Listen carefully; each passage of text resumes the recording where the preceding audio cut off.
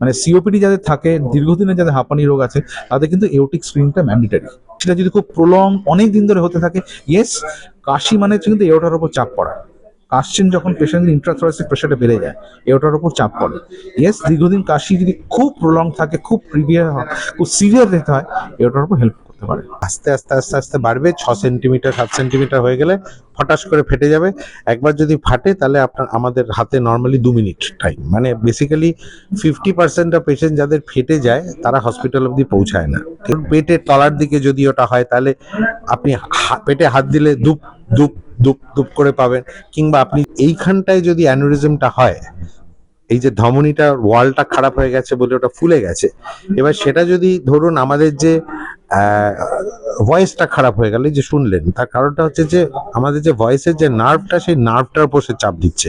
কিংবা আমার লাঙের যে আমার যে এয়ার এক্সচেঞ্জের যে টিউবটা, সেই টিউবটার উপর চাপ দিচ্ছে, তাহলে আমার তো কাশি হবে। সো কিংবা যদি আমাদের এখান থেকে যদি অল্প চুয়ে চুয়ে ব্লাড বেরোয়, ব্লিডিং যদি হয়, তাহলে কিন্তু কাশিটা হতে পারে। লো ব্লাড প্রেশার, তার সাথে হাঁপানি, শ্বাসকষ্ট, বুকে বা পিঠে অসহ্য যন্ত্রণা, এই ধরনের সমস্যা হলে আমরা চিন্তায় পড়ে যাই। আমরা অনেক সময় মনে করি আমার হার্টের সমস্যা হয়েছে, আবার অনেক সময় মনে করি আমার ফুসফুসের সমস্যা হয়েছে। কিন্তু না, এগুলো কিন্তু হার্ট বা ফুসফুসের সমস্যা থেকেও একটি অন্য রকমের বড় সমস্যা, যে সমস্যা প্রাণঘাতী হতে পারে। সেই সমস্যা হচ্ছে অ্যাওর্টার সমস্যা বা মহাধমনীর সমস্যা। এই মহাধমনীর সমস্যা নিয়ে আজকে আর.এন. টেগোর হসপিটালের পক্ষ থেকে একটি সাংবাদিক সম্মেলনের আয়োজন করা হয়েছে এবং যেখানে উপস্থিত রয়েছেন বিশিষ্ট চিকিৎসকরা। আমরা জানবো যে এই অ্যাওর্টা বা মহাধমনীর অসুখ কতটা প্রাণঘাতী হতে পারে, যেটার জন্য আমাদের প্রত্যেকের দরকার একটি সচেতনতা। অ্যাওর্টাটি কি কাজ করে? হার্ট থেকে আপনাকে অক্সিজেন ওলা যে ব্লাডটা, সেটা সারা শরীরে পাঠায়, মানে ব্রেন থেকে শুরু করে হার্টকে নিজের হার্টকে থেকে শুরু করে, লাং থেকে শুরু করে, আমাদের খাদ্যনালী থেকে শুরু করে কিডনি, আমাদের তার তলায় যে আমাদের ধরুন নিউট্রাল স্ট্রাকচার, এবং আমরা যে হাঁটছি, হাতের যে কাজ করছি, আমার যে মাসেলটা কাজ করছে, তার জন্য যে আমার অক্সিজেনটা লাগছে, সেই অক্সিজেন লেডেন ব্লাডটা কিন্তু অ্যাওর্টাই নিয়ে যাচ্ছে। অ্যাওর্টা এবং তার যে ব্রাঞ্চেস, মানে আপনি এটাকে ভাবতে পারেন, এটা হচ্ছে ধরুন একটা গাছের যদি আপনি যে মূল যে ট্রাঙ্কটা, সেটা হচ্ছে অ্যাওর্টা, তার যে শাখা প্রশাখাগুলো বেরোচ্ছে, সেগুলো হচ্ছে আমাদের যে হাতে আসছে, পায়ে আসছে, কিডনিতে যাচ্ছে, সেটা হচ্ছে ব্রাঞ্চটা। তা আপনি যদি ওই মূল ট্রাঙ্কটার যদি প্রবলেম হয়, তাহলে তো গাছটা বাঁচবে না। অ্যাওর্টার সমস্যা হলে শরীর কি কি লক্ষণ দেখায়? দেখুন, 2-3 রকমের সমস্যা হতে পারে, শুধু তো ডিসেকশন কিংবা অ্যানুরিজম না। অ্যাওর্টিক অ্যানুরিজম কিন্তু সাইলেন্ট কিলার। আস্তে আস্তে আস্তে আস্তে বাড়বে, 6 সেন্টিমিটার 7 সেন্টিমিটার হয়ে গেলে ফটাস করে ফেটে যাবে। একবার যদি ফাটে তাহলে আমাদের হাতে নর্মালি 2 মিনিট টাইম, মানে বেশি আছে। সুতরাং আমাদের মেইন কাজটা হচ্ছে যে আমাদের এই জায়গাটাকে, ওই জায়গা, আপনি জিজ্ঞেস করেছেন কি কি সমস্যা, তো তার জন্য কি হতে পারে, আপনার বুকে ব্যথা হতে পারে, ব্যথাটা এখান থেকে পিছনের দিকে যেতে পারে।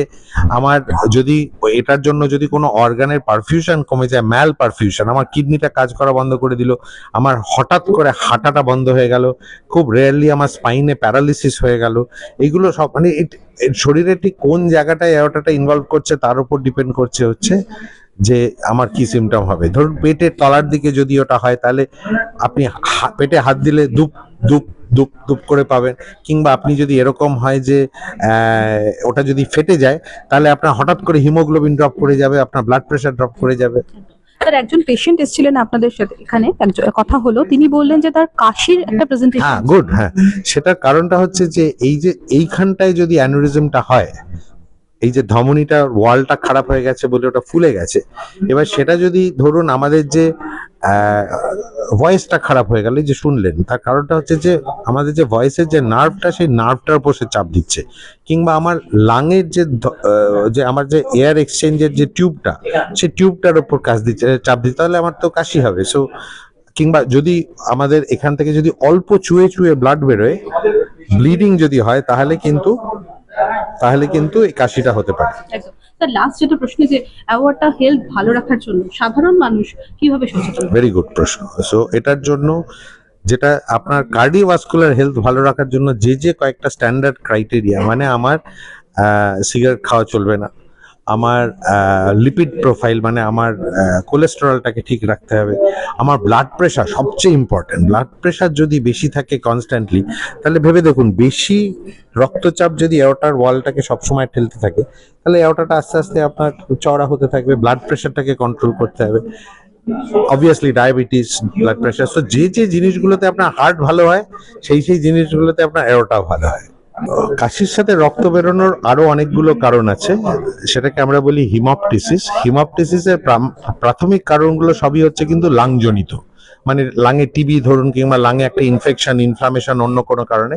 কিন্তু খুব রেয়ার কারণে, যদি একটা ক্যান্সার হয় লাঙে, তার থেকেও কাশির সাথে রক্ত বেরোতে পারে। কিন্তু খুব রেয়ার কারণে এওটাটা বড় হয়ে গিয়ে ফেটে গিয়ে যদি আমার লাঙের যে টিউবটা আছে তার সাথে যদি করে, এটাকে বলে এওটো ব্রঙ্কিয়াল ফিস্চুলা, মানে আমার একটা সংযোগ স্থাপন হয়ে গেছে এওটার সাথে লাঙের, তাহলে কিন্তু আমার মানে দমকা দিয়ে রক্ত বেরোবে, এবং সেটা often Times is terminal.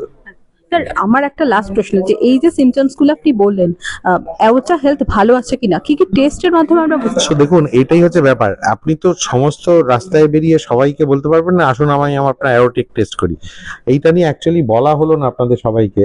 Aortic screening বলে একটা কনসেপ্ট আছে, যে বিলেতে যেমন 60 বছর ঊর্ধ্ব যারা, কিংবা 50 বছর ঊর্ধ্ব যারা, যাদের হার্টের অসুখ আছে, যাদের যারা কার্ডিয়াক ওপিডিতে যাচ্ছে, তাদের আমরা না একটা পেটে স্ক্যান করে দেখি যে তাদের এওটাটা, এই যে এখানকার এওটাটার সাইজটা কতটা। ওটা যে বেলুনের মতো ফুলবে, তো সে ফুলতে তো অনেক টাইম দেবে আপনাকে, 5 বছর ধরে ফুলবে। আমি যদি 3 বছরের মাথায় স্ক্যান করে দেখি যে এটা ফুলছে, তাহলে একে আমি ফলো আপ করতে পারবো। যবে সে 6 সেন্টিমিটার হবে, তাকে আমি তার আগে রিপেয়ার করতে পারবো। তো আমরা এই সার্ভিসটা অফার করি, অ্যাওরটিক স্ক্রিনিং সার্ভিস। লোকজন জানে না সত্যি কথা বলতে গেলে। এবং আমি একটা কথা বলি আপনাকে, আমাদের হসপিটালে, আমরা তো ভাবেন সবাই যে খুব এক্সপেন্সিভ, কিন্তু জানেন 1000 টাকায় ক্যারোটিড আর্টারিতে কোনো প্রবলেম আছে কিনা, পায়ের আর্টারিতে কোনো পেরিফেরাল আর্টেরিয়াল ডিজিজে কোনো প্রবলেম আছে কিনা, এবং এওটাতে কোনো অ্যানিউরিজম আছে কিনা, এই তিনটে আমরা 2 মিনিটের মধ্যে একটা টেস্ট করে দিতে পারি, এবং সেটা আমরা করি। এইটা আমাদের ইউটিলাইজেশন অতটা নয়, কারণ লোকের মধ্যে এই অ্যাওয়ারনেসটা নেই। আর ওই স্ক্রিনিং প্রোগ্রামটাতে আপনি শুধু এওটাটা দেখছেন না, আপনার পায়ের লেগ হেলথ দেখছেন, ক্যারোটিড হেলথ দেখছেন, মানে ব্রেনের স্ট্রোকের হেলথটা দেখছেন। Thank you.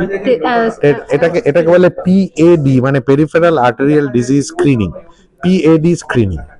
মহাধমনী ক্ষতিগ্রস্ত হয় কোন কোন কারণে? আচ্ছা, কারণগুলো যদি আমরা একটু বিশ্লেষণ করি, কিছু কিছু কারণ আছে যেটা জেনেটিক, মানে হচ্ছে ধরুন পেশেন্টের they are born with that condition, মানে হচ্ছে তাদের বাবা মা ফ্যামিলি থেকে তারা they are born with defective disease, defective aorta, মানে এওটার যে জিনিসটা দিয়ে তৈরি হয় তাদের ডিফেক্টিভ জিন দিয়ে তাদের এক্সপ্রেশনটা হয়, মানে এওটিক ওয়ালটা উইক থাকে।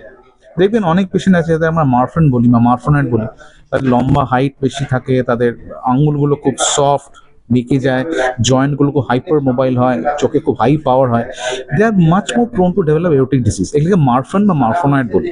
তার মানে কি, এই যে বলটা যে এওটা তৈরি হচ্ছে সেটা খুব ডিফেক্টিভ, মানে খুব তাড়াতাড়ি সেটা বড় হয়ে যায়, তাড়াতাড়ি ফেটে যায়। তো এটা হলো কনজেনিটাল।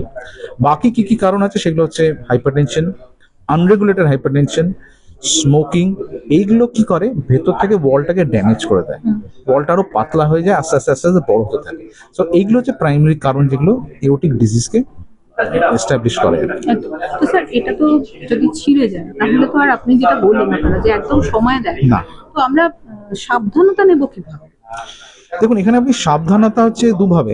প্রাইমারি প্রিভেনশন যদি আপনি বলেন, আপনাকে দেখতে হবে যদি বাড়িতে কোনো ফ্যামিলি হিস্ট্রি থাকে যে সাডেন এওটিক ডেথ বা সাডেন, ধরুন খুব কম বয়সে দেখবেন অনেকে বাবা মা মারা যান, কাকু বা কাজিনদের মধ্যে এরকম ডেথ, মানে সাডেন আনএক্সপ্লেন ডেথ, এইসব ফ্যামিলিদের ক্ষেত্রে দেখেছি তাদেরকে কিন্তু অ্যানুয়াল হেলথ চেক আপ করে আমাদের দেখে নিতে হবে যে তাদের এওটাটা ঠিক আছে। তাতে আমরা বুঝে যাবো যে এওটার সাইজটা কত আছে। সাইজটা যদি দেখা যায় বড় হয়ে গেছে, তাহলে তো আমরা পাল্টে দিতে পারবো বিফোর এনি ক্যাটাস্ট্রফি হ্যাপেন্স। মনে রাখবেন, ক্যাটাস্ট্রফি বা কমপ্লিকেশন হয়ে গেলে তখন কিন্তু প্রবলেমটা অন্যদিকে ঘুরে যাচ্ছে। আমাদের ধরতে হবে প্রবলেম কমপ্লিকেশন হওয়ার আগে, মানে ডিসেকশন হওয়ার আগে। তো ডিসেকশন হওয়ার আগে যদি আমরা ধরতে হয়, অবভিয়াসলি অ্যাওয়ারনেসটা ইজ ভেরি ইম্পর্টেন্ট। যে ফ্যামিলি হিস্ট্রি আছে, পেশেন্ট খুব লম্বা, পেশেন্টের খুব হাই চোখে পাওয়ার আছে, শ্বাসকষ্ট হচ্ছে, বুকে ব্যথা হচ্ছে, সেই সব ক্ষেত্রে কিন্তু এওটিক ডিজিজটা আমাদের আর্লি ডিটেক্ট করতে হবে, 1 নম্বর। দ্বিতীয় কথা হচ্ছে, যদি একবার কমপ্লিকেশন হয়ে যায়, মানে এওটাটা ফেটে গেল, অবভিয়াসলি ট্রিটমেন্টটা করতে গেলে আপনাকে ওটা আগে ডিটেক্ট করতে হবে, সঠিক জায়গায় যেতে হবে, যারা এই ট্রিটমেন্টটা করতে পারবে। তাছাড়া কোনো উপায় নেই। এটা আর্লি ট্রিটমেন্ট ছাড়া এখানে এটাকে সেকেন্ডারি প্রিভেনশন মানে যখন পেশেন্টের রোগটা হয়ে গেছে। কোনো এজ গ্রুপ আছে স্যার যে age group- না, এই দেখুন জেনেটিক যাদের প্রোন মানে জেনেটিক বা ফ্যামিলিগত ভাবে যারা এটা ডিজিজটা পায় তাদের ক্ষেত্রে কিন্তু আমরা খুব আর্লি এজে দেখি, মানে 30-35 মধ্যেই আমরা দেখি। আর বেসিক এইজটা যেটা হয় সেটা 50-এর ঊর্ধ্বে দেখি আমরা। যাদের ধরুন ব্লাড প্রেশার আছে, সুগার আছে, তাদের ক্ষেত্রে আনরেগুলেটেড যাদের লাইফস্টাইল আছে তাদের ক্ষেত্রে ওই এজ গ্রুপটা আর একটু পড়ে। সিওপিডি ইজ এ মার্কার, মানে সিওপিডি যাদের থাকে, দীর্ঘদিনের যাদের হাঁপানি রোগ আছে তাদের কিন্তু এওটিক স্ক্রিনটা ম্যান্ডেটরি। এওটিক হেলথটা যেটা ডক্টর শুভরাজ চৌধুরী বলছিলেন যে এওটাটা পুরো হেলদি আছে না সেটা দেখে নাও। দীর্ঘদিন কাশতে কাশতে মানে এটা দেখুন দুভাবে দেখা যায়। কাশিটা যদি খুব প্রলং অনেক দিন ধরে হতে থাকে, ইয়েস কাশি মানে হচ্ছে কিন্তু এওটার উপর চাপ পড়া। কাশছেন যখন পেশেন্টের ইন্ট্রাথোরাসিক প্রেশারটা বেড়ে যায়, এওটার উপর চাপ পড়ে। ইয়েস দীর্ঘদিন কাশি যদি খুব প্রলং থাকে, খুব প্রিভিয়ার হয়, খুব সিভিয়ার দিতে হয়, এওটার উপর হেল্প করতে পারে, এওটার উপর এফেক্ট করতে পারে।